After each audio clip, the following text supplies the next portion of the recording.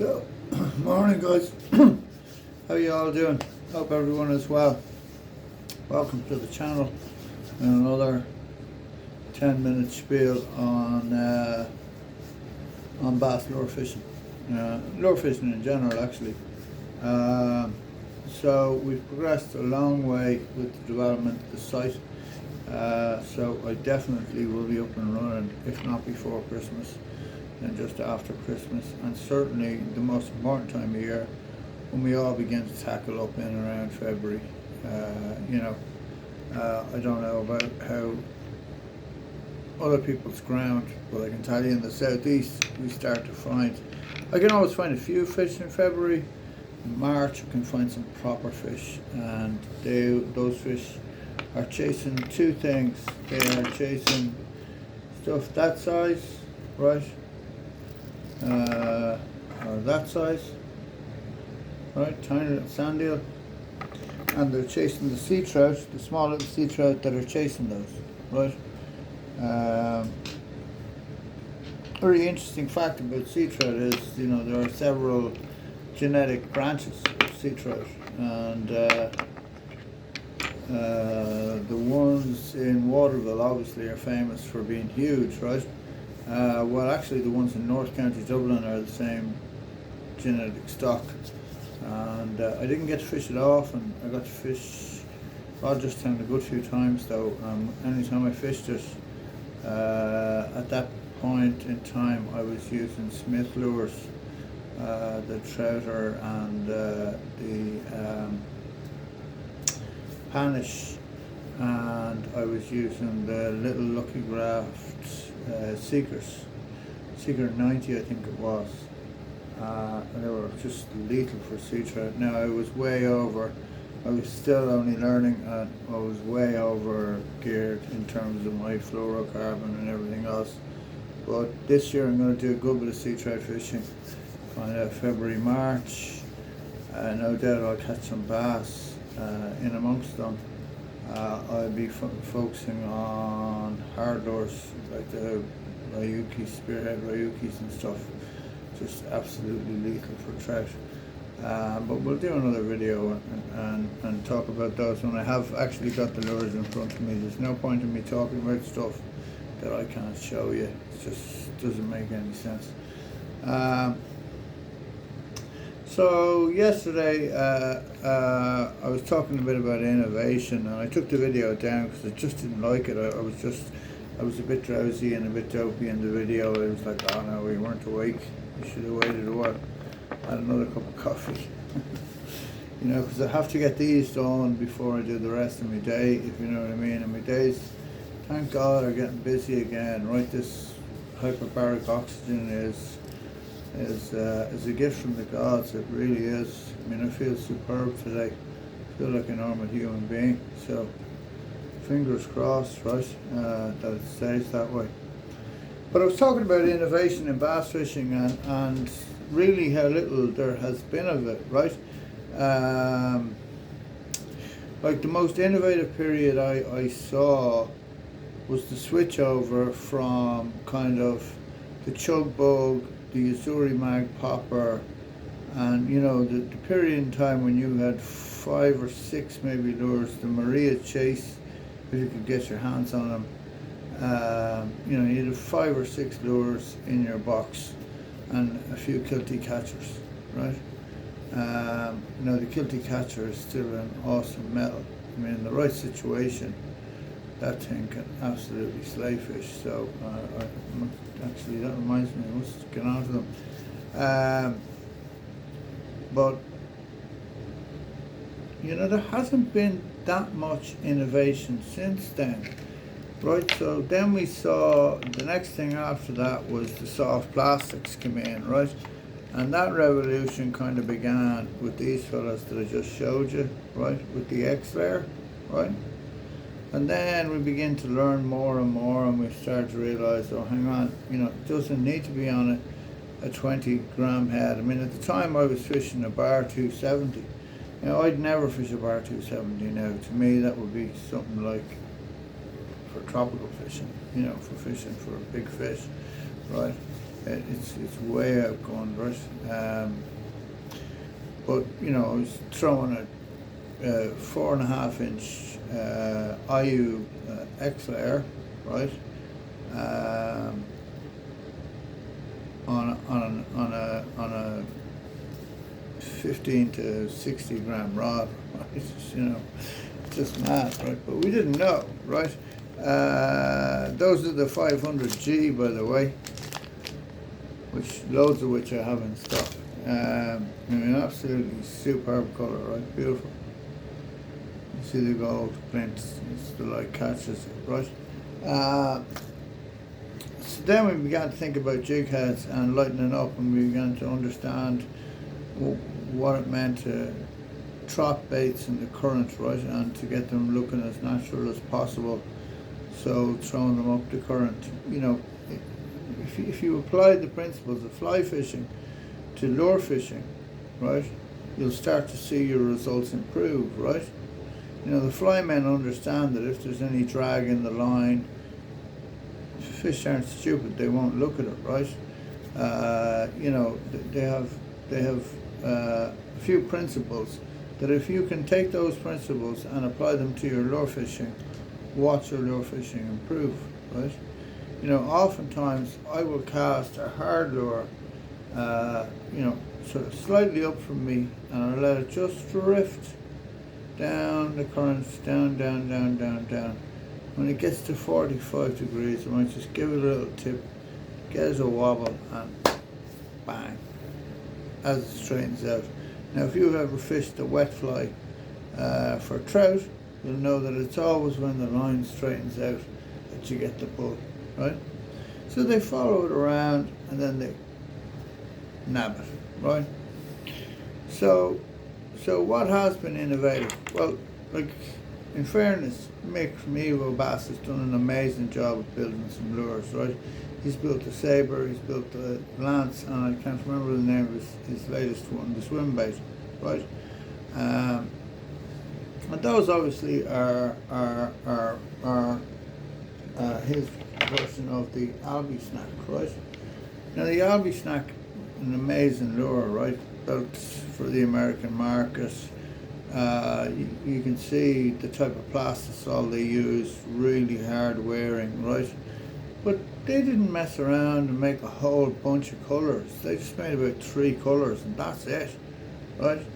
And it's only yay long, right? It's like 4.5 inches long or whatever. And it's an incredible lure, like it does incredibly well. As is the Evo Lance, in fairness, I've caught some absolutely stinking big bass on those lures. I like the chromo shift that Mick is particularly strong on colours. He makes some amazing colours. Like he made these for me, you know, and just look at the colours, like, you know, just awesome. I mean, I don't know whether it's caught the bass, but it caught me when I saw the packet, right?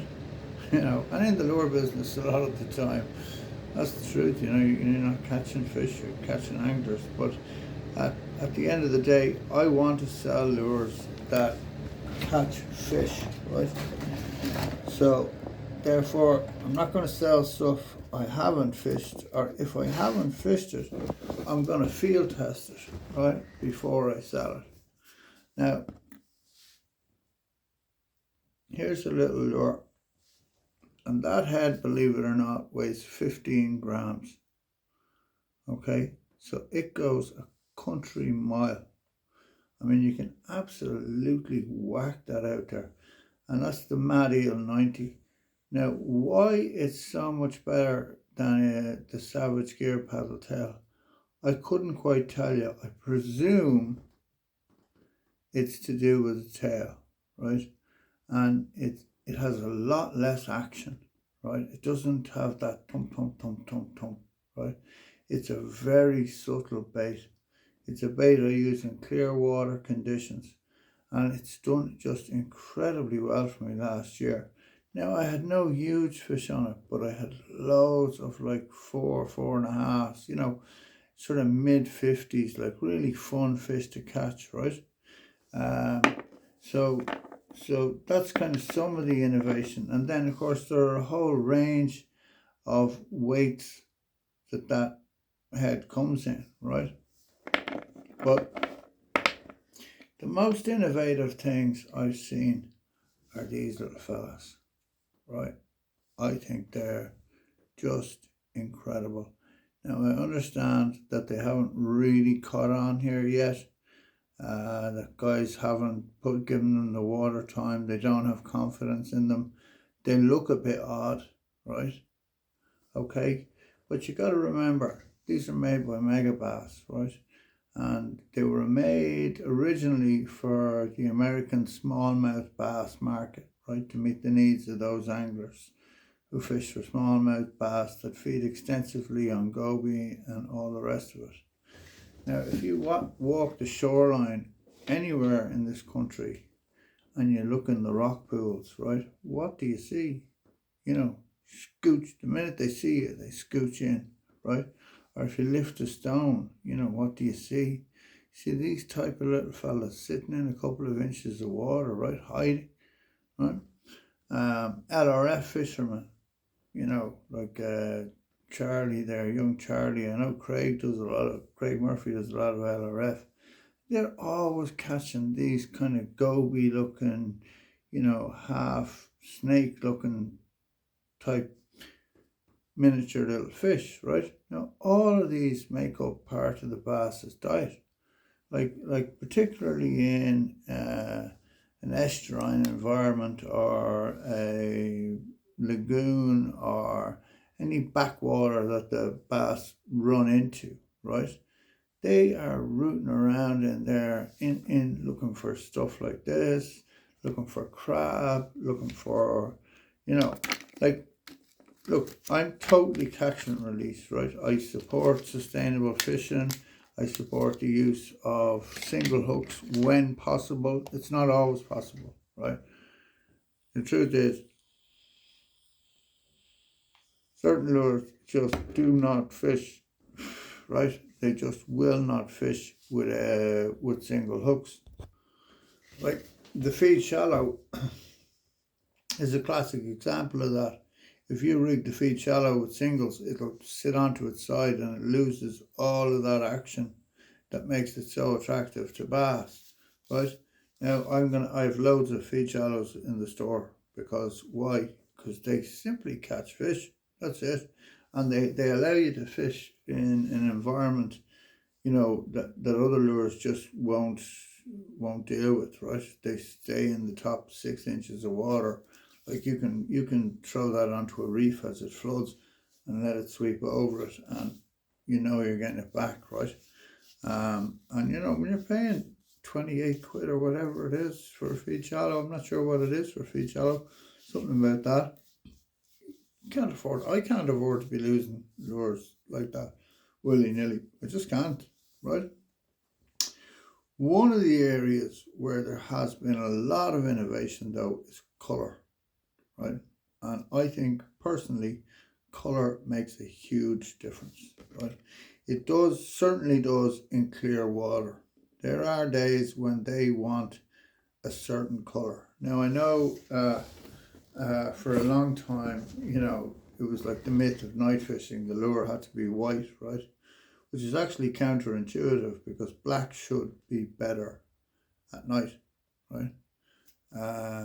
But so white is just like, look, you know, it's the one upshot. You know, when I stuck up this and said I was going to build it, you know, loads of fellas asked me, are you going to make it in white? And yes, I am going to make it in white. Why? Well, because white is a banker. I mean, it's a great colour, right? There's no doubt about it. It's a great colour to have any lure in. It's white, right? Whether it's matte white or a kind of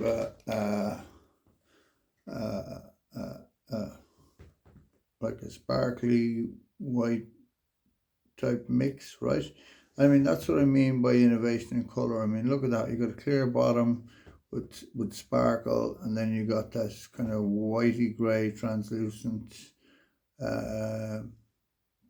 top. I mean, it's just absolutely super, right? And again, on a 7 gram rolling head, right? So that will just trot down along the current, absolutely smash it. Right, one of my favourite lures of all time is the 1-up shad from Salmura. I mean, I think they're hard to beat. I fish it in the 5-inch, I fish it in the 4-inch, I fish it in the 3-inch. They're just incredible. Actually have some, do I? Oh yeah, here we go. So here's a 4-inch slim. Now imagine if you'd had that bad boy with you when the sprat were on the shore, okay? And you team that up then with, let's whip this off. Now this is probably too big, to be honest, because it's a 10-0, or it's a 10 gram, and it's a 3-0. But if you had a 5 gram 1-0, okay, we'll do our best here. We'll just see what way it comes out. It'll come out some way reasonable. We've gone way too far down the lure. No, we're not too bad. Actually, no, that'll work. Look at that. Absolutely awesome. I mean, that would have just slayed thrown in amongst the sprat, right? Now, fair enough, you would have picked up a lot of mackerel and everything else, but I guarantee you would have got out a good number of bass, right? I mean, look how skinny the profile is, right? So that really is match the hatch. And that's where there's been loads of innovation, is in finesse fishing, right? And it's a style of fishing I really, really love. The lighter I can fish, the happier I am, right? The lighter the fluoro, the lighter the main line, the lighter the rod, right? The lighter the rating. Right, now, it limits what I can do. I can't throw an Asturi 130 on my finesse rod, right? You know, so you'll see I have 2 rods in the corner. I have the 2 black swans, I have the 12 to 24, and I have 10 to 35. Those are the 2 rods I'm fishing at the minute. Now, I have a lot more than 2 rods. Believe me, I have enough rods to start a shop just by itself. But those are what I'm fishing at the minute, and I'm looking at buying myself an injection. I was going to get the 8.2, but then I was chatting with somebody on Insta, and they pointed me to the 8.9 or whatever. It's nearly 9 foot, and it's equal sections, just medium heavy, so 10 to 35, and that's what I'm buying it for. I'm buying it to throw the biggest Uri 130s, the Pachinko 140s, the Realis 130s, all of those big hard baits, and 20-25 gram heads,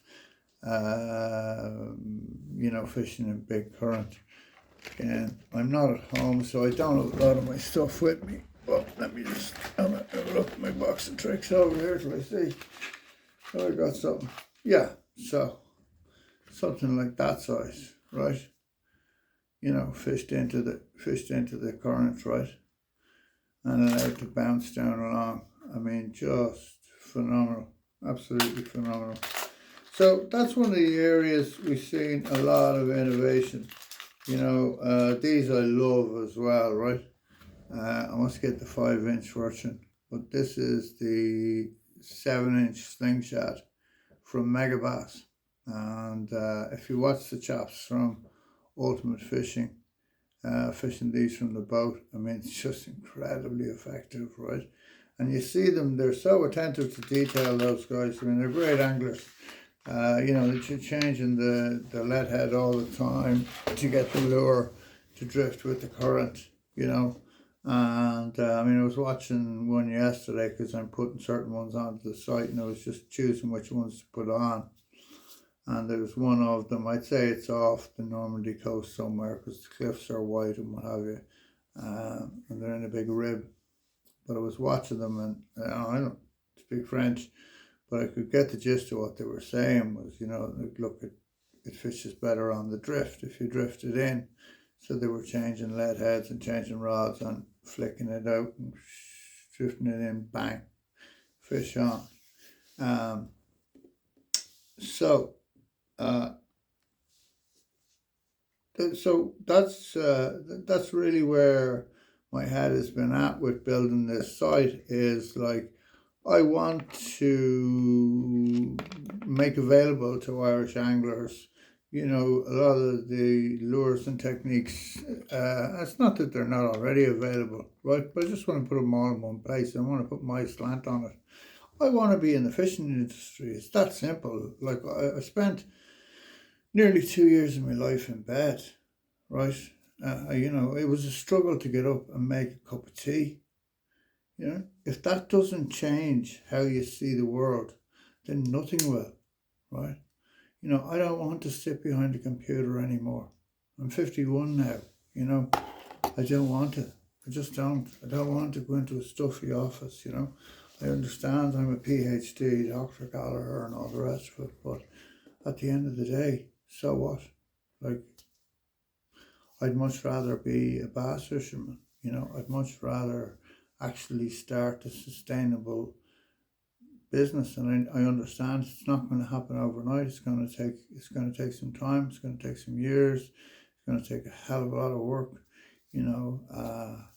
If I could have the little lure store on the side of it, so that when my customers arrive, they can kit up with the stuff that I'm using, or that works in the areas that we're fishing. That's really what I'm looking for, right? And I'm trying to draw on the almost 30 years of experience I have now of lure fishing for bass, right? I mean, Kenny Hartnett from Bass Bandits rang me the other day, and he said, geez, he said, do you remember the first day you brought me bass fishing? And we must have had 20 fish, and they were all 6, 7, 8, 9 pounds. He said, I was telling Keith you didn't believe me. And that was the truth. That was the kind of fishing we were getting back then. We're not getting that fishing now. I don't fully know why, and I'm not going to claim that I do. I know there's a lot of illegal fishing. I know there is. We see it, right? I've been a target of it, right? Uh, there are two schools of thought, tell everybody where to fish, because then we'll have more people fishing there and they won't be able to poach, or keep things a bit quiet, so that the fellas with the nets can't get in there and shoot or tie up a net, right? I come from the second school, right? Like the internet changed fishing. When I used to go fishing before all this internet business, I didn't care about photographs or any care. I was just going, fishing. Hey, here we go. Boom, boom, boom. Look at this. I got the Yozuri Mag Popper. I mean, never forget the first one I got. And I was up around the hook there. I was on the fingers, and I cast it into a gutter, and I was just in the back, and next thing, this bass bursted out of the water at it. And it was one of the most exciting things I've ever seen. I'll never forget it. That was me done. I was totally switched on. I sold all the bait gear. All the beach casters got sold, right? And since then, things have changed a lot, but not that much. We're still doing the same thing. We're still trying to imitate what bass feed on and get them to grab it, right? Now, these fellas, I know, are starting to get a bit of attention. Now, the perch fishermen and the river fishermen will be like, oh yeah, they know all about creature baits, right? This particular one is the sleeper craw from Megabass. Now, I only have it in copper at the minute, but I'm going to get it in red as well. It's meant to be a really good colour, kind of prawn red, right? And maybe another flashy colour too, right?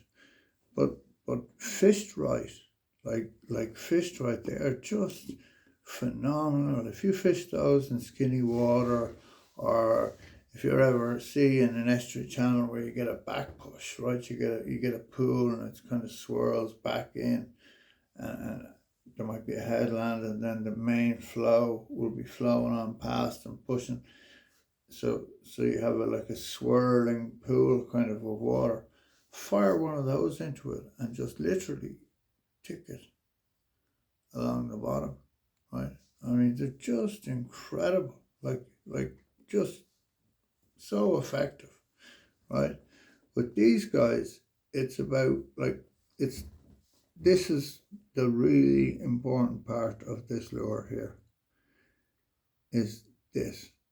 I mean, it allows this lure to just bump along the bottom, right?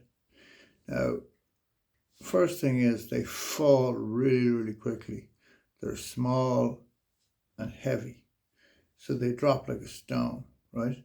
Now, the tail, for the size of the lure, is quite significant, right? You can feel it thumping away there, right?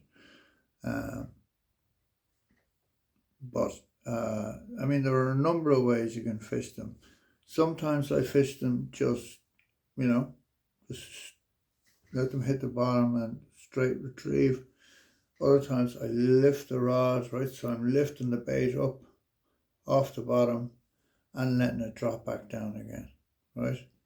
Now you're going to lose a few lures, right? But with those, not as many, right? And we lose a few lures anyway. I mean, it's kind of half the fun, really, isn't it? I want to show you these. I just see that colour, gold shiner. Every soft plastic I buy, I look to see do they have it in gold shiner, right? On a sunny day, that colour cannot be beaten because the sun, the light just absolutely glints off it, right? I mean, if I was asked, if it was said you can only have one soft plastic, it'd be a tough call, but I think I probably would take those. They're that good. I like them that much. I fish them that often, right? You'll see bags of them in my box. Tinsel brown. Oops. Hot pink, right? Hot pink at night, absolutely lethal. I don't know why, right? Charles Nelson from Seawolf Lures, right? He makes a pink and red needle, and by Jesus, has it absolutely slayed fish in the night time for me. I mean, colour is important, but you have to play around with colour, like, because you'll find the colours that work in your area or whatever, because the colours that work in West Waterford and Tremor, etc., they might not work somewhere else. I don't know. Now, the other thing that's coming into bass fishing a bit are these new curly tails, right? And curly tails have been around for a long, long time. Any pike fisherman will know what a curly tail is, right? So that's an X-layer, curly X-layer, 4.5 inch, right? But what it does is it turns that into a swim bait, right? So on the retrieve, those straighten out and they pulsate just very, very gently. I mean, if there's enough current, you don't even need to retrieve them. You just lift in the rod very gently and you'll feel them. They're just gliding through. Really super, super bait. Now, see that little spot there? I don't know why the X-layer IU was so effective. Is it because it was fished so much, right? Like, somebody says, oh, this lure catches a lot of fish, right? And I think, yeah, but that's because we all fish it all the time, right? But it is just super effective. Now, I know the X-layers kind of went out of fashion in Ireland or whatever, but they didn't go out of fashion anywhere else. They're still the most sought after lure in France, one of them. Those and the one-up shots. Now, these guys, I don't know if any of you remember the storm sand eel. I mean, the storm sand eel was incredibly effective. I was talking to Dave Tilley on the phone, you know, a renowned Irish angler. I mean, and just an all-around nice guy, Dave, right? I was talking to Dave on the phone, and he said, geez, he said, do you remember the storm sand eel? They used to be fantastic because they were just an little stick of plastic and they looked like a sand eel. I mean, how much more realistic and simple can you get? If you see those in the water, they're just phenomenal. That's kind of, I think that's a sparkle berry. Is that 500G? Hang on, I need my glasses. It's the most organised YouTube channel in the world. That's Aurora shad, right? So just a lovely hint of peachy, you know, nice and subtle, right? Nothing too flashy, right? That's UV white, right? And when I say UV, I mean UV. I can't turn off the lights to show you, but I will sometime, right? Just for the crack. I mean, they glow kind of a Wicklow green, right? Now, I don't just fish those, trotting them down through the estuary, right? I'll fish those on the open beach, right? I'll put those onto this guy here, which is the 10 gram batchy, right? I'll pop it on there, like so. And once I'm fishing light enough, I can fire that in amongst the sand eel, because if you're ever stood on a beach in the night time, that whole sand eel, and you see what's there, right? There are a couple of things to notice. One is they make a little V in the water as they skitter away, right, when you disturb them. And two is their size. Like, that's a big one, right? There's not many of them that big, right? They're like that big. Right, which tells you something, like we're fishing sometimes too big, right?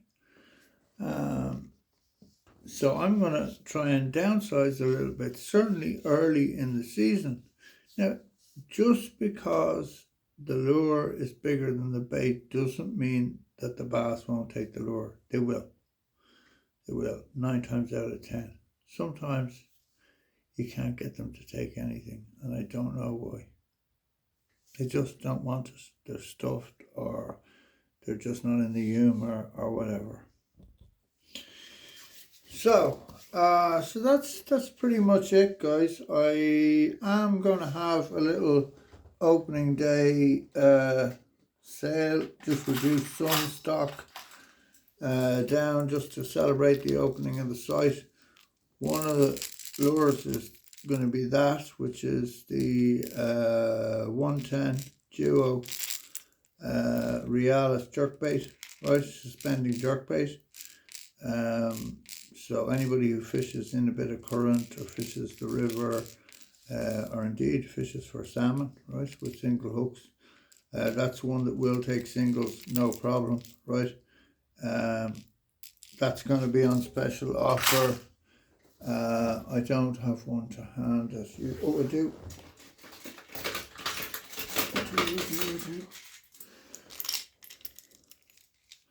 The 175 flyer. So anybody who's a boat or a surf angler will know this lure, right? An absolute classic from Duo, right? I mean, is there a better imitation of a small pollock or whatever? I'm not so sure, right? It's lovely, lovely natural colour. I have it in that, and I have it in a white and chartreuse with an orange belly. So both of those are going to be slightly reduced in price, because they're quite pricey. And these guys then, which is the Waxahachie, original Waxahachie Giant X-Layer, we're going to have those on special as well. Hopefully amongst a few other things once we get totally organised. The site itself has come a long way. We're almost there. I will also be, I'm going to build today a trout slash sea trout section, right? So dealing with lures kind of under 10 grams, right? So some zip baits, maybe some Smith's very expensive, like really is very expensive. But the duo, the Realis, just wonderful little lure. I'm going to have some of those. I'm going to have some metals as well, obviously. So preparations are going. I mean, you'd be amazed how much work goes into it. It's like a full-time job. Like, I can't believe how well I'm coping, considering how sick I was. But that's it, guys. So I'm going to stick to what I'm good at and what I know, which is lures. I am going to put together some beginners packages, right? So like one of the aims of this channel is to encourage guys to get involved in bass fishing, right? And to help guys catch fish, right? And I've had so many fellas message me and say, you know, look, oh, thanks a lot for sharing the info and stuff. And it's a total pleasure. Like, it's like, you know, bass fishing's not a secret society, like, you know what I mean? We're not the Freemasons. No secret handshake. Or if there is, I wasn't shown it.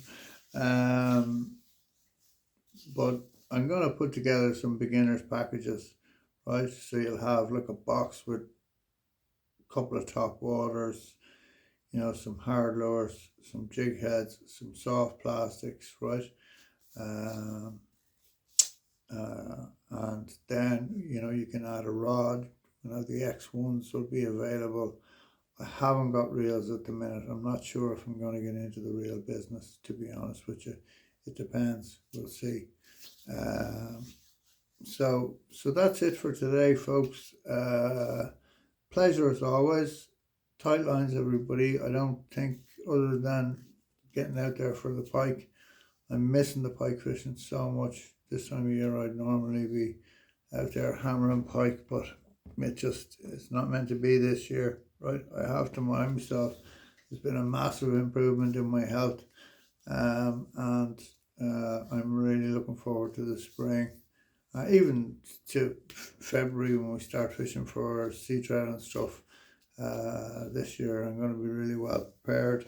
I'm going to be using the favourite, the lighter of the two favourites, and casting sort of 70, 80, 90 mil, sometimes maybe even 100, because I've got the 100 lance from Duo coming in. 100 mil lures, everything from sort of 5 to 10 grams. For sea trout, I will fish. I also tie my own flies, so I'll tie in a teaser. I'll actually do a video and show you a couple of methods to put in a teaser fly. I've taken a lot of sea trout on the teaser, right? Especially when you're fishing a reasonably big hard lure, because you just exactly the same principle as fly fishing it. You just cast it straight across the current and let it swing around, right? And sea trout then bang. So so looking forward to that. Just looking forward to getting back on the shore, right? After my my video on Grundens, of course I went on the site and I saw they had a sale, so I'm now poorer than I was before, because I bought t-shirts and hoodies and stuff. They've got some cool stuff there. I got a couple of high quality t-shirts for €10 each. I mean, you can't complain, right? And they're a fantastic company. I mean, that Grundens jacket is the best jacket I ever had. It really is. It's just awesome. There are a couple of things I'm really looking forward to coming in. One is the band of anglers, the Patrick Sabile Sandeel Pro. Just looks awesome. the Raid, fantastic, 4.5 and 5.8 just look awesome. And then the Z Claws, the new Z Claws being made by Ultimate. I think they're just going to be amazing, because at the minute I'm fishing with one colour, maybe two, not a lot of good, right? I need a larger selection than that. So I'm going to be doing lots of finesse fishing this year, lots of light work, but also lots of surf work and fishing needles in the night time and all of that stuff. So hopefully, fingers crossed, this year will be a better year than last year. Like I was talking to Cormac Walsh, Cormac from the podcast there the other day on the phone, just about how his season went and stuff. And he had the same experience as me, the fish were there in the spring, and then in the summer, they disappeared, right?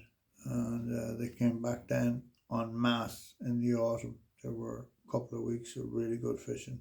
Now, that's not to say the fishing is over, because I've had December days in Waterford, not too far from my house, to be honest with you, where you just hammering bass after bass after bass. So hopefully, if we get a bit of settled weather and the temperature levels out a little bit, we'll get some bass come in and go on the feed. This year we'll be GoPro'd up and hopefully get some really good footage. Other exciting things lined up are the Ultimate Fishing crew are coming over to me in sort of springtime or whatever, sort of April, May, sometime like that, to shoot some promotional stuff. So that's going to be a lot of fun, because they just talk to those guys. They know this product inside out, to have a look at, see what hard lures they're using, because there are a lot of new hard lures out there that are really worth looking at. There's some from Duo, there's some from Megabass, and I don't know enough about them, so I'm going to learn a lot during that week, I'm sure. So other than that, guys, we'll leave it there for today. I've rambled on for long enough. Tight lines, everybody, and we'll talk to you soon. All right, mind yourselves.